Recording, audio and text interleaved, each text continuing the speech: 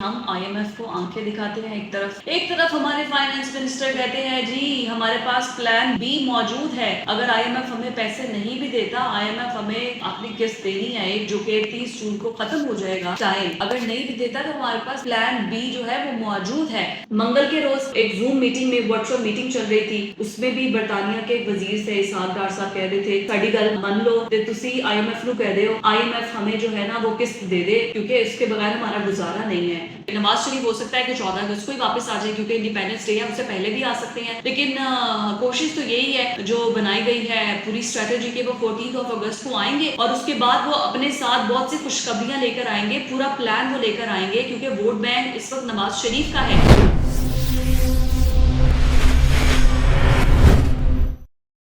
अस्सलाम वालेकुम व्यूअर्स, मैं हूँ फिजा रियाज। आज के व्लॉग में मैं आपको बताने जा रही हूँ कि हम आईएमएफ को आंखें दिखाते हैं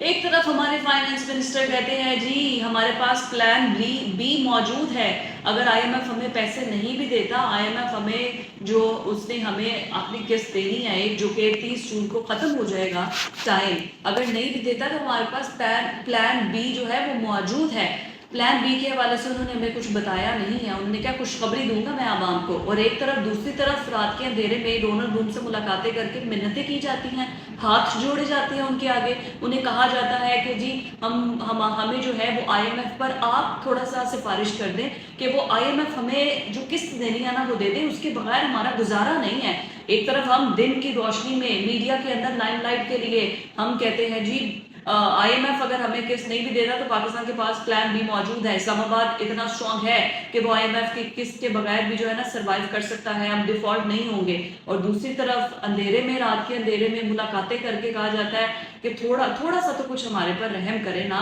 आपकी बातें भी हम मान लेंगे, थोड़ी बातें हमारी भी मान लें। और जनाब ये बात तो रह गई ना, हम आईएमएफ को आंखें दिखा रहे हैं। अब ज़रा ये देखिए कि फाइनेंस मिनिस्ट्री के अंदर जो लोग काम करते हैं, अब ज़ाहिर है पूरा मुल्क का खर्चा वो लोग चला रहे हैं, बजट कहाँ से कितना आ रहा है, कौन से डिपार्टमेंट से कितना टैक्स इकट्ठा हो रहा है, बिजली के बिल, गैस के बिल, ये सब रेवेन्यू इकट्ठा होकर जा तो फाइनेंस मिनिस्ट्री के पास डाटा रहा है ना, उस मिनिस्ट्री में काम करने वालों की मौजें हैं भाई। जाहिर है आपने एक मुल्क का सारा पैसा इकट्ठा करना है और आपको पता है कि आपके मुल्क में कितना पैसा है, उसके बाद आप अपनी मिनिस्ट्री में रहते हुए आप इकोनॉमी क्लास में ट्रैवल करेंगे। आप इकोनॉमी क्लास में आप कोई गरीब थोड़ी हैं, अगर आपके पास अरबों खरबों रुपया पड़ा हुआ है तो आप तो बिजनेस क्लास में ट्रैवल करेंगे। उसके बाद आप एक पिक्चर लेकर, मरियम नाम है शायद गालिबन उनका, जो कि फाइनेंस मिनिस्ट्री में काम करती हैं, कॉफ़ी की, केक की, आपने बिजनेस क्लास का अपना टिकट रखा है, पासपोर्ट रखा है, उसके बाद आपने एक पिक्चर लिया और उसके बाद आप कह रही हैं कि हार्ड वर्क जो है ना उसके लिए सडन ट्रैवल डिमांड है कि आपको किसी भी वक्त ट्रैवल करना पड़ सकता है। सडन ट्रैवल बिजनेस क्लास में एक आपको एक अच्छे इन्वायरमेंट में, और फिर जाहिर है बिजनेस क्लास में आप जाएंगे तो वहाँ पर आपका सेपरेट उन्होंने एक आपको एक चेयर दी होगी, ज़्यादा कंफर्टेबल होगी, फिर आपका वहाँ पर फूड आइटम्स जो होंगी वो इकोनॉमी क्लास से अलग होंगी, इकोनॉमी क्लास वाली आइटम्स आपको वहाँ नहीं मिलनी। सडन डेथ के मज़े कितने हैं कि आपने वहाँ जाना है और उसके बाद आगे पूरा प्रोटोकॉल आपको मिलेगा, यहाँ से निकलते हुए तो प्रोटोकॉल मिलेगा, उसके बाद आगे भी जाके, क्योंकि आप एक अमीर मुल्क के फाइनेंस मिनिस्ट्री में काम करती हैं, फाइनेंस डिपार्टमेंट में काम करती हैं, और वहाँ पर आगे प्रोटोकॉल भी तो आपको शाहाना अंदाज में मिलेगा। तो ये हमारे हो रहे हैं फाइनेंस मिनिस्ट्री के अंदर कि वहाँ पर बिजनेस क्लास का टिकट उन्हें दिया जा रहा है कि आप सडन ट्रेवल कर कर आएँ, जो आपने भीख मांगनी है ना मुल्क से वो मांग कर आएँ। ये तो बात रही फाइनेंस मिनिस्ट्री की। मंगल के रोज़ एक जूम मीटिंग में व्हाट्सएप मीटिंग चल रही थी, उसमें भी बरतानिया के एक वजीर से इसाक डार साहब कह रहे थे कि साड़ी गल मन लो ते तुसी आईएमएफ ਨੂੰ कह दो आईएमएफ हमें जो है ना वो किस्त दे दे क्योंकि इसके बगैर हमारा गुजारा नहीं है। और यहाँ पर अवाम में मीडिया लाइट में आकर वो कहते हैं हमारे पास प्लान बी मौजूद है, अगर हमें जो है वो अमेरिका किस्त नहीं भी देता है, आईएमएफ किस्त नहीं भी देता है, हमारे पास प्लान बी मौजूद है। उसके बाद डोनाल्ड ट्रंप से मुलाकातें की जाती हैं और उन्हें कहा जाता है कि आप थोड़ा सा दबाव डाल देना, आप उनको कह दें आपके कहने पे हमें आईएमएफ से किस्त मिल जाए। उसके बाद डोनाल्ड ट्रंप भी बड़े चलाक हो गए, अमेरिकन मीस नहीं है, वो उसने आगे से डोनाल्ड ट्रंप ने बोला कि अच्छा اگر آئی ایم ایف آپ کو نہیں قسط دیتا ہے، پیسے نہیں دیتا ہے، کیونکہ 30 جون تک جو آئی ایم ایف کا پلان سامنے آیا ہے اس پلان کے مطابق پاکستان کا نام نہیں ہے کہ پاکستان کو کوئی پیسے دینے ہیں نہیں دینے ہیں، اس میں نہیں ہے، اور کچھ ہی دن باقی، ایک ہفتے کا ٹائم باقی بچ چکا ہے. تو اس کے بعد ڈونلڈ بلوم صاحب نے کہا تو اسلام آباد کی اسٹریٹجی کیا ہوگی اگر ہم آپ کو آئی ایم ایف قسط نہیں دیتا ہے تو پھر واٹس یور نیکسٹ پوائنٹ، کیا ہے آگے نیکسٹ آپ کا؟ تو آپ سے کہتے ہیں پھر ہم اپنے پلان بی کی طرف جائیں گے. ڈار صاحب ہمارے پاس پلان بی موجود ہے. آپ نے منتیں بھی ان کی کرنی ہے، آپ نے انہیں پلان بی کی دھمکیاں بھی دینی ہے. اس کے بعد پلان بی آپ کے پاس ہے نہیں ہے. پلان بی یہ ہے کہ ہم منتیں کر رہے ہیں جگہ جگہ جا کے کہ آپ آئی ایم ایف کو ہمارے لیے کہہ دیں کہ ہمیں قرض دے دے. ٹھیک ہے. اس کے بعد چائنا، اگر آپ کا پلان بی ہے تو چائنا نے آپ کو $1 بلین دیے ہیں، وہ انہوں نے بڑی چلاکی سے دیے ہیں. انہوں نے وہی جو آپ نے انہیں واپس کیا ہے، انہوں نے اس قسط کو رول اوور کر کے وہ واپس $1 بلین آپ کو نئے قرض کے طور پر دے دیا ہے کہ پہلے والا سود جو آپ نے واپس کیا انہوں نے کہا وہ ہم قرضہ آگے مزید کچھ مہینوں کے لیے رول اوور کرتے ہیں اور آپ یہ واپس لے جائیں، اپنے ریزرو رکھیں، ہم آپ کو $1 بلین کی یہ نا قرض اور دے رہے ہیں. تو مطلب انہوں نے بھی، ظاہر ہے کوئی بھی ملک اپنے مفاد میں کوئی بھی قرض کسی کو کیسے دے سکتا ہے اگر اس کو کوئی فائدہ نہ ہو. لیکن ہمارے ملک کے اندر ہمارے پاس پلان بی موجود ہے. سب سے پہلے آپ کو کلیئر پالیسی کر لینی چاہیے کہ ہم نے امریکہ سے دور رہنا ہے یا امریکہ کے قریب رہنا ہے. ایسا ہو نہیں سکتا کہ ہم ایک طرف چائنا کے ساتھ مل کر ایک الگ لابی بنا رہے ہیں، مطلب اس کے بعد ہم آنکھیں بھی دکھا رہے ہیں آئی ایم ایف کو، اور اس کے بعد ہم امریکہ سے منتیں بھی کر رہے ہیں کہ آپ آئی ایم ایف کو کہہ دیں کہ ہمیں قسط دے دے.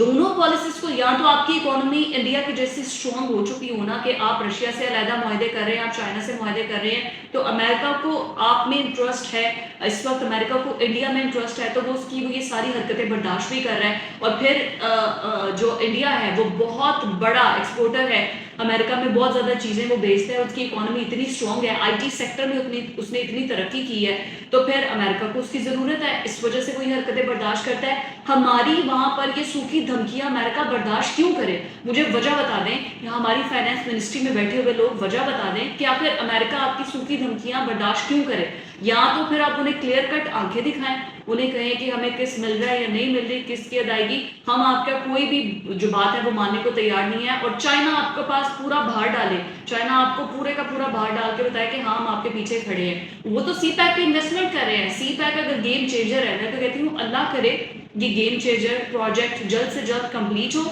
اور اس کے بعد پھر یہ دیکھنا ہے کہ یہاں کی اس سی پیک کے اندر دیکھنا وہ کس سے کھل کر آئیں گے کہ کس منسٹر نے کتنی سی پیک کے منصوبے میں دہاڑی لگائی، کس بندے نے کتنی دہاڑی لگائی، اور اس کے بعد پتہ چلے گا کہ ہم نے اس گیم چینجر کو بھی آلودہ کر دیا. چلے جی، اب اللہ کرے کہ ہمارے ساغدار صاحب کوئی چمتکار کر دیں اور ہمیں جو ہے وہ مل جائے آئی ایم ایف سے قرض. لیکن اس کے بعد ایک اور بڑی جو خبر ہے وہ یہ ہے کہ نواز شریف کی واپسی کے حوالے سے سینیٹر رانا مقبولی کہہ رہے تھے آج میرے پروگرام میں کہ نواز شریف ہو سکتا ہے کہ 14 اگست کو ہی واپس آ جائے کیونکہ انڈیپینڈنس ڈے ہے، اس سے پہلے بھی آ سکتے ہیں. لیکن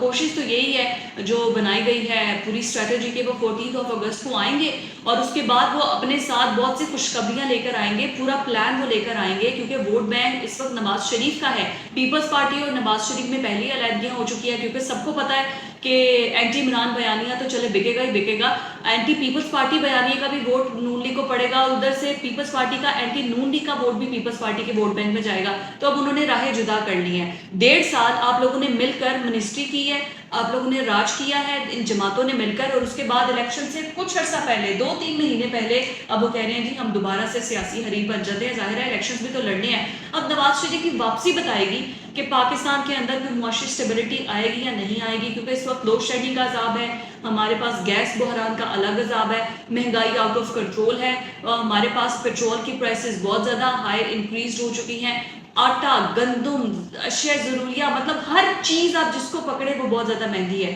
تو اگر تو نواز شریف صاحب نے پورا ایک پلان دیا ہوا ہے، بنایا ہوا ہے، جو واپس آ کر انڈیکیٹ کریں گے اور یہاں پر لاگو کریں گے اور پالیسیز بنائیں گے، اور بعد میں پتہ چلے گا کہ یہ سب نواز شریف کی مرہون منت ہے، تو نواز شریف صاحب الیکشن سے پہلے ہی تھوڑا بہت تو ڈیلیور کرے ان کی جماعت، تاکہ جب آگے الیکشنز میں جائیں تو پھر یہ بیانیہ بنا سکے کہ ہم نے عوام کو اتنا ریلیف دیا ہے.